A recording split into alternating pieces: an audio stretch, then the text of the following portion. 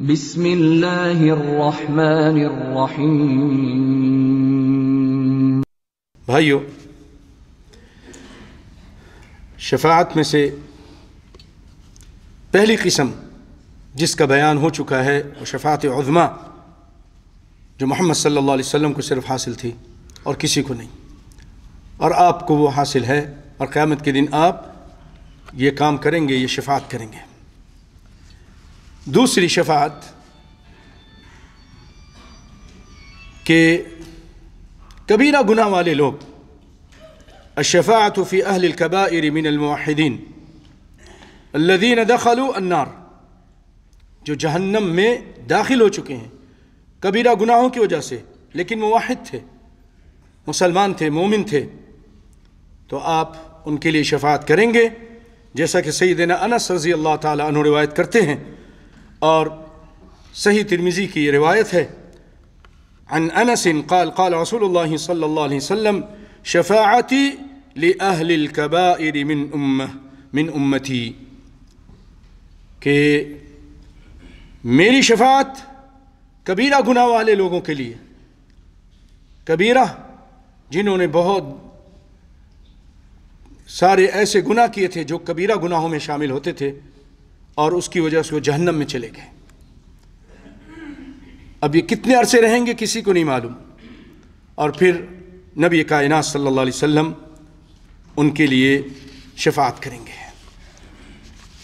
تیسری شفاعت بھائیو ان لوگوں کے لیے ہے کہ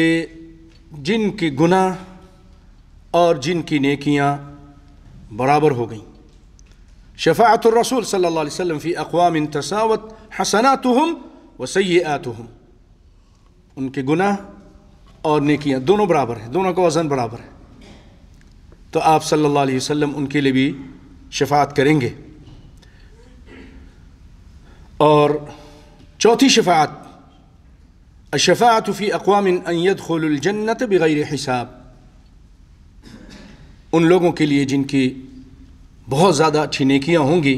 اور ان کی شفاعت کریں گے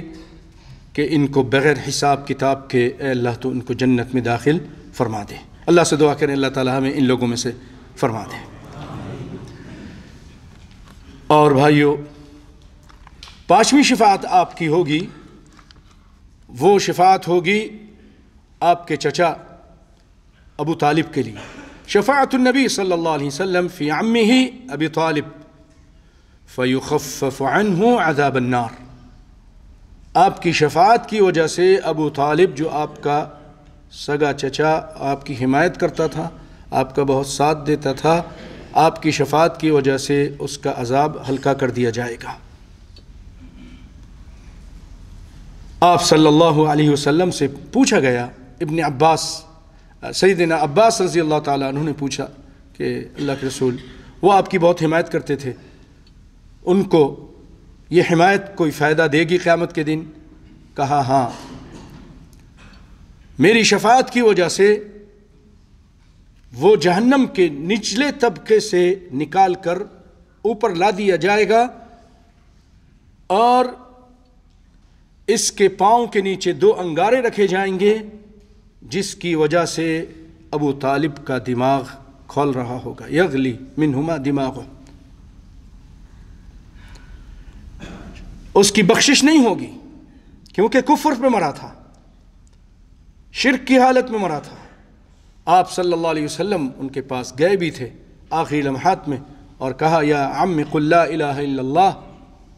اے چچا جان لا الہ الا اللہ کہہ دیجئے، لیکن انہوں نے انکار کر دیا، وَأَبَى أَن يَقُولَ لَا إِلَهَ إِلَّا اللَّهِ، لا الہ الا اللہ کہنے سے انکار کر دیا تھا، تو ہمیشہ اب جہنم میں جلے گا، لیکن سب سے ہلکا عذاب اس کو ہوگا، اور یہ آپ شفاعت کی وجہ سے ہوگا، آپ شفاعت کریں گے۔